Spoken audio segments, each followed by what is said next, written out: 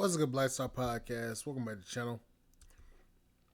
Pregnant, homeless, and broke, and single. Tell me, how in the French toast do a woman get pregnant while homeless, living in her car? Well, we know how, but why? I want you to look at this. And I want you guys to respond, because we hear so much talk about these, independent boss chicks who making all this money, who are calling men deadbeats and men are at the bottom of the barrel. The whole spiel. Every single day we see women talking down on men, but it seems somewhat surprising that there are a lot of women on TikTok begging every day for money to take care of their kids and so on and so forth. So, baby, we're going to get into the... Oh, yeah, begging for money on TikTok. Video. Listen, before we hop right into it, make sure you are subscribed to the channel. It is free to subscribe. Share and like the video and turn on that notification bell to be notified when I upload new content. All right, so make sure you guys are doing that, and make sure you're continuing to support the channel in any way that you can. Well, let's get into the video. Let's get into it. Here we go. I am convinced that there are more deadbeat mothers than there are deadbeat fathers, but nobody wants to talk about that. I see women all the time running with the narrative that men are just these deadbeats, don't want to take care of their children. Now, granted, some of that can be true, but let's also talk about the fact that there are deadbeat mothers. And let's be honest, just because you have custody of that child does not mean you're not a deadbeat mother. How many videos do you guys see online of women being inappropriate in front of their children, cursing in front of their children, drinking in front of their children, smoking in front of their children, hell, sending the children off with their grandmother, right? That is a deadbeat mother. But deadbeat mothers go underneath the radar. They go underneath the radar within the court system, and they go underneath the radar within society. And I'm 100% convinced that there are more deadbeat mothers than there are deadbeat fathers. And the reason for that being is because there's a lot of deadbeat mothers that doesn't thoroughly take care of their children the way a child's supposed to be taken care of, but they still have custody of that child. So you can't convince me otherwise. She's absolutely right. No lies detected. I say this all the time. Women get a pat on the back, or they, the focus is not on the women. They're always blaming the men. Men are dusties, men are deadbeats, men are this. The focus has always been on the men. So the women got a pass. So I've seen plenty of deadbeat mothers who beat their kids, abuse their kids, don't properly take care of their kids, but they still have custody of those children until those children grow up. And a lot of the relationships with the mother and the children is usually strained. They usually grow up and don't want to have anything to do with their mothers because of the history. And that's something that they don't want to talk about, because it would take the focus solely off of the men. And then put some accountability on these women. And I just don't think that men should be absolved of their issues. I'm not saying don't hold the deadbeat fathers accountable, but we've got to hold the deadbeat mothers accountable. And this is what they don't want to do. They don't really want equality when it holds them accountable. And that's the part that is gone missing, and why so many of these women seem entitled and act the way they act and move the way they move, is because there's never any accountability when it comes to women. Women are so innocent and so great when we know a lot of them are not. But there's always excuses for a woman, but there's never any excuses for the man. The man has to be held accountable 100% of the time, and the women could just, walk off and just do whatever they want to do and nothing happens. And I think that's a major problem, and it's causing a major problem for abuse in the homes when it comes to these women abusing the kids. We see a lot of cases where a lot of these children have been deleted by their, crazy parents, their crazy mothers who had mental issues that were left unchecked. They weren't seeing a doctor. They weren't getting any help. And the children are the ones who end up suffering. So, yeah, I know for a fact that there are a lot of unstable women out here who are raising children in these unstable environments. And nobody's really checking on those kids, and nobody really checking. And I'm going to tell you half of the reason why I won't donate to a lot of y'all or give you no money is because you be only telling us half of a story, right? You only get on here and tell us that you ain't got nowhere to stay, but you don't tell us why you don't have a place to stay, right? You don't tell us that you actually did have a place to stay, but you weren't following the rules of the person who was allowing you to stay at said place and they put you out, right? You're not telling a story that everywhere you go, you seem to have a problem when somebody try to help you out because you think that you gonna make your own rules under somebody else's roof, right? You don't tell us that part. And that's the reason why you don't have a steady place to stay, because you think that you gonna come into somebody else's household and run it. And then when they tell you that you can't, then you catch a little attitude and you want to cut your phone on and then film them putting you out, but you don't want to add the context of what it was that you actually did to get put out. That's a common theme. That's all. There's never any context. This is why I say you can't really listen to these women.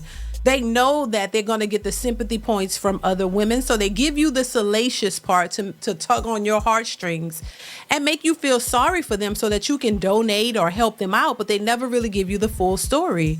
You see women who come on these apps on a daily basis and talk about their husbands, talk about what's going bad in their lives, and they start fake crying and start, try to put on these shenanigans to make you feel bad for them. But if you were to get the full story, you wouldn't feel sorry for a lot of them, because I'm gonna be honest with you, I don't feel bad for none of them. Because every time I see any of these motherfuckers on damn TikTok crying about some shit that's going on in their life, I'm automatically like this. Yeah, okay. That's your fucking problem. You caused the shit on your damn self. People that y'all know, y'all family members, you be putting them on blast and showing us stuff that we don't need to know. You be showing us how dirty they keep a house. You be showing us that people in your family be on crack. Right? You showed your mama doing drugs, and then now that you and your mama back cool, you want the internet to forget that you showed us she a crackhead. No, it don't work like that. The internet does not work like that. We now know that your mama's a crackhead. So even though you and her got back on good terms, right, and you was just in the heat of the moment when you made that video, and now you want to argue with your comment section to defend your mama doing crack. No, it doesn't work like that. No take backs. A lot of y'all really need to put some thought into the stuff you be posting before you hit that button. Right. You need to figure out, is what I'm about to post going to hurt me in my real life? Is it going to jeopardize things that I have going on in my real life when I log off of this internet for people who only see what I'm posting as entertainment and they laughing at me, not with me? Like, those same people who laughing at me, are they going to be there to help me when everything blow up because I did what I did with posting stuff online that I shouldn't have posted online? Really think about that. Think about that. Because most of the people who laughing at you, they ain't gonna be nowhere to be found when you have to close that phone and deal with your real reality. Hey y'all, so let me talk my shit real quick. I'm gonna go ahead and say it because I know all you here and y'all just don't want to say nothing. Okay, the number of pregnant homeless women I'm seeing, young girls who already have kids and get on this platform and beg, I'm talking about sun up to sundown, is crazy work. If I do not have $75 or $175 or whatever the going rate is for a hotel, motel, Holiday Inn, you know what I'm a damn sure make sure I have? $2.99 for a box of condoms. If that's what they cost. Now, I'm a lesbian, so I don't know what a condom goes for, but I just know if I could not afford first, last, and security, I damn sure would make sure I could afford them condoms. And then, how come all the ones that I'm seeing look like me? I want somebody to tell y'all, I was just in one young lady's live. Now, let me explain to you. I can name 3 of them off the top of my head. So if you think this is about somebody in particular, then that's on you. And if you hear it and you're offended, a hit dog gonna holler every mother time. So let me say this. I was just on this young lady's live, and it's probably 200 people in there. And these 200 people is like, oh, it's so wonderful that you're pregnant. Babies are a blessing, blah, blah, blah. It's such a wonderful thing. I'm going to need y'all to stop playing with people. Because you know what y'all doing watching her? Y'all not sitting in a hotel worried about how you going to pay for tomorrow's rent with a 5-year-old and another baby in your belly. Y'all make me sick in these comments. I'm really trying to figure out who's more fucked up. The dum-dum who sets their camera up and begs 25-8? Or those kids in the comments that are sending their hard-earned money not to their friends and family, but to somebody that they never met on the internet. Right. Is all of y'all cool? Zimnique, Taya Monet, Faith, whatever your name is, the one who was just tussling with. Girl, is she naming the TikTokers? No, she didn't. Is she naming the people? Oh my God, this is crazy. Sherelle, oh, I'm so sick of seeing you hoes online. I'm tired of it. I want to see you at work. Let's do that. Let's do that. Every homeless, pregnant mother who is online begging, go live from work challenge. Let's do that. And don't you hoes get your bald-headed asses back on this live here on Beyonce's Good Internet until you are at your place of business, okay? Thank you very much. If you could be on live for 8 hours a day begging for money, you can get your ass up and go to a temp agency, put in an application. You could go find a work from home where they send the equipment to you. I'm so tired of scrolling down my For You page and all I see is people begging and begging and begging. And it's the same. 8 hours is nasty work. I'm just saying. 8 hours online begging is just nasty work. That's no different from when you driving down the street and you see these homeless people begging with the signs all day.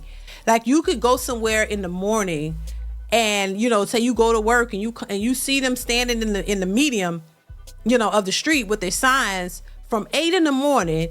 You go to work for 8 hours, come back, get off at 6 in the evening. They still out there. They be putting in that work.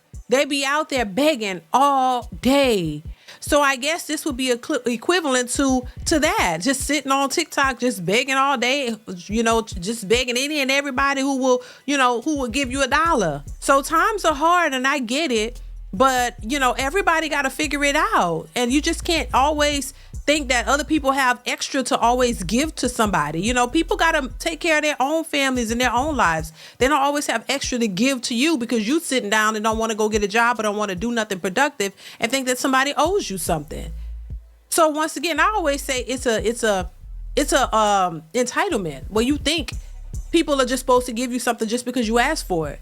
And honestly, I think that government assistance and all that has created this narrative in these people's minds to where they think that somebody owed them something, that somebody's supposed to give them something because they're used to getting something without having to put in any work.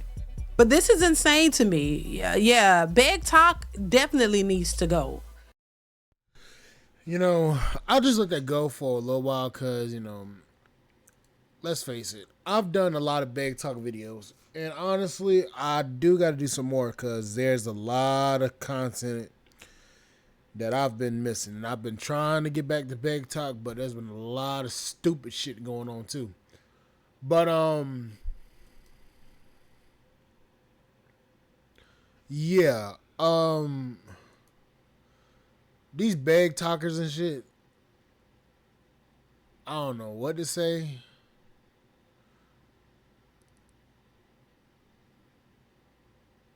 It's just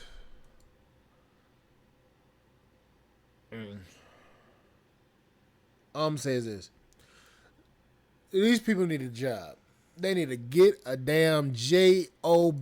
And I don't understand why they don't. Then again, I do know why. Because they're lazy. But anyways, like, share, subscribe, channel, support, podcast, spot.com. I'll catch you guys on the flip side. Thank you guys for listening. Bye, guys.